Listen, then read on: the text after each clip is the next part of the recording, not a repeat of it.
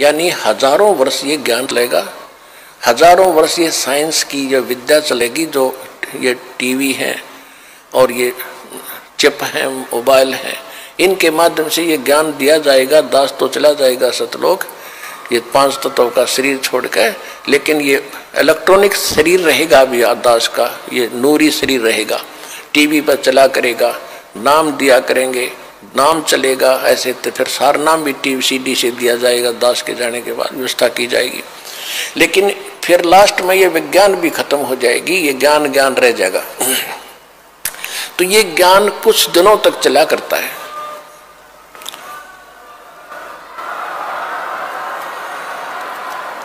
तो ये ज्ञान फिर बहुत दिनों तक सुख का सांस लेगा परमात्मा के बच्चे, और जो सत भक्ति करेंगे मर्यादा में रह पार होते चले जाएंगे, लेकिन सुख बहुत ज्यादा सुखी होंगे। या माया की हवस खत्म होगी और इतनी भक्ति कर लेंगे, इनको परमात्मा आपको सारी सुविधा उपलब्ध कराया करेगा। जैसे दास बार बार आपको कथा सुनाता है कि जिस समय परमात्मा के नाम से झूठी चिट्ठी लिख दी थी कबीर जी के नाम से, और 18 लाख प्राणी साधु संत आगे थे। वो साधु संत कौन थे? घर छोड़कर जंगलों में अपने गुरुओं के पास भक्ति के लिए, भगवान के लिए भटक रहे थे। वो उनकी विशेष प्यारी आत्मा थी। अब वहां उन 18 लाख को 3 दिन तक झोंपड़ी में बैठे गरीब जुलाई ने, वो तो भगवान थे, लीला कर रहे थे, 3 दिन तक उनको वो भोजन खिलाया जो कभी सुना भी नहीं था उन महापुरुषों ने, भक्तों ने, साधुओं ने। और सोना की मोहर दी और दोहर दी, और छक्के हलवा पूड़ी कचौड़ी जलेबी छक छक खाओ, छह खाओ, दिन में भूखे मरे थे, निरे बुगड़े खानिए थे होते। तो उनके लिए जब ये लीला कर दी, पृथ्वी का को माल भी नहीं था, सतलोक से ला दिया दाता ने। तो आने वाले समय में जैसे जनसंख्या बढ़ रही है, 100 वर्ष के बाद क्या खाएंगे ये, अगर ये माहौल नहीं बदलाते? फिर भगवान व्यवस्था करेगा। आपके घर में 2 दाने होंगे, तड़के भरा पाओगा मटका, पिप्पा भरा पाओगा आटेगा, इस तरह कर देगा दाता आपके लिए। लेकिन भक्ति करवाने के लिए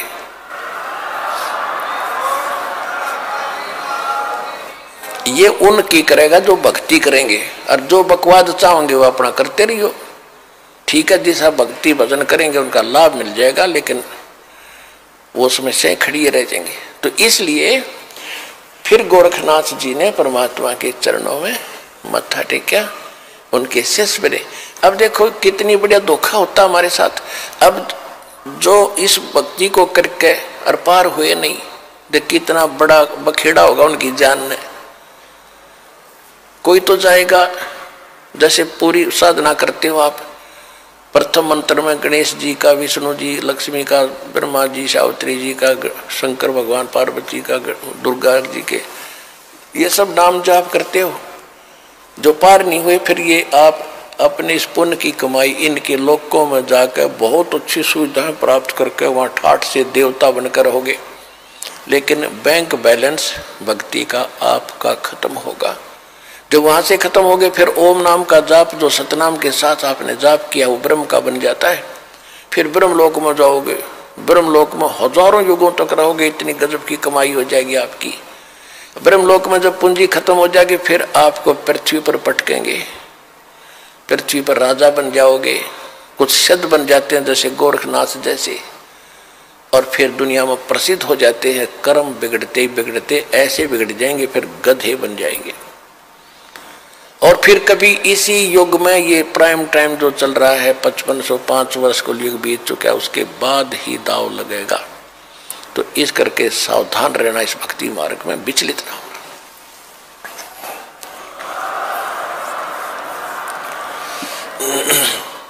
अब क्या है कि परमात्मा आए थे, ऐसे ही लीला किया करते थे। जिस समय गोरखनाथ हार गया और परमात्मा की लीला हुई, गोरखनाथ ने चरण पकड़ लिए, लाखों कई हजारों की संख्या में गोरखनाथ वाले और वैष्णो पंथ वाले परमात्मा कबीर जी के शिष्य हुए।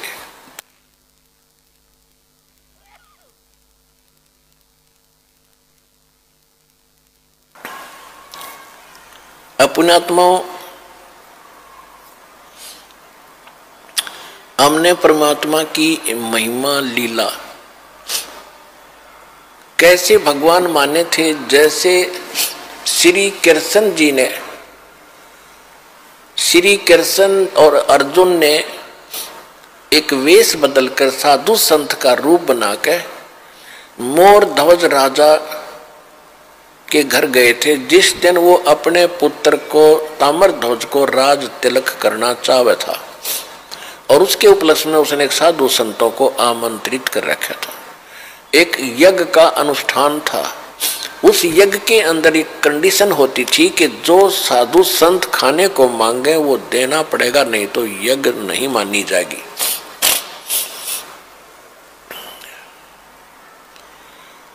तो ये दोनों चले गए। अर्जुन के मन में एक दोष आ गया था। अर्जुन कह रहा था जय भगवान, क्योंकि ये शिष्य भी था अर्जुन, और अर्जुन कृष्ण का शिष्य था और रिलेटिव भी था। तो कह रहा था जी मैं आपका सेवक हूँ, ऐसा कोई और नहीं है पृथ्वी पे।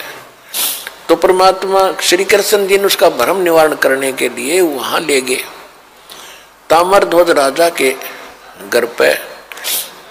कहने का भाव यह है कि उन्होंने खाने को क्या मांगा। ताम्रध्वज तो मोरध्वज ने पूछा जी भोजन खाओ। श्री कृष्ण ने साधु रूप में कहा कि हमारे साथ एक शेर है, वो सिंह बना शेर ले रखा था, एक माया से अपनी सिद्धि से शेर बनाया था। और पुण्यात्माओं कहते हैं रामकृष्ण सतगुरु सहजादे ये परमात्मा की पुण्यात्मा है। कृष्ण और राम ये इसी समय भक्ति करके ये रह गए थे अनजान, और ये बन ठगे काल के ये पुण्यात्माओं में से इनको जन्म दे दिया। अब इनकी रक्षा भी भगवान ही करता है। जब श्री कृष्ण जी ने वो माया रूपी शेर बनाया तो परमात्मा स्वयं आगे शेर रूप धारण करके कि इनकी काम बिगड़ेगा और ये गलती करेंगे और ये बेइज्जती होगी भगवान की, मेरी होगी। तो वहां जाकर उन्होंने क्या किया कि राजा ने पूछा जी क्या खाओगे भोजन। कृष्ण जी बोले कि पहले मेरे शेर को खिलाओ, फिर मैं बाद में खाया करूं। और मेरा शेर मांस बकरे का नहीं खाएगा, पशु का नहीं खाता, ये मनुष्य का खाता है, नरभक्षी है। और मनुष्य का भी सुन ले, किसी पल्लेदार को मत पकड़ लाना, आपके परिवार के घर के सदस्य का एक का मांस खाएगा, तब हम भोजन करेंगे। अब कहने का भाव यह है, इसको ज्यादा ना बढ़ाएं। आखिर में ताम्र ध्वज को चीरने का आदेश मिल गया। बीचों बीच ताम्र ध्वज को चीर दिया, फिर उसको जीवित कर दिया, मर गया था। और इस कारण से कृष्ण जी को भगवान मान लिया। अब परमात्मा ने कितने जीवित किए आपको कथा सुनाता हूं। एक सम्मन नाम का मनियार था, बहुत ही निर्धन गरीब थे। दोनों पति पत्नी, उसकी पत्नी का नाम नेकी था, और दोनों पति पत्नी परमात्मा के शिष्य हो गए थे, कबीर भगवान के ज्ञान से परिचित हो गए थे। एक उनका लड़का था 10-12 वर्ष का, उसका नाम सेऊ था। सेऊ, शिव कहते हैं उसे, सेऊ कहा करते उसको।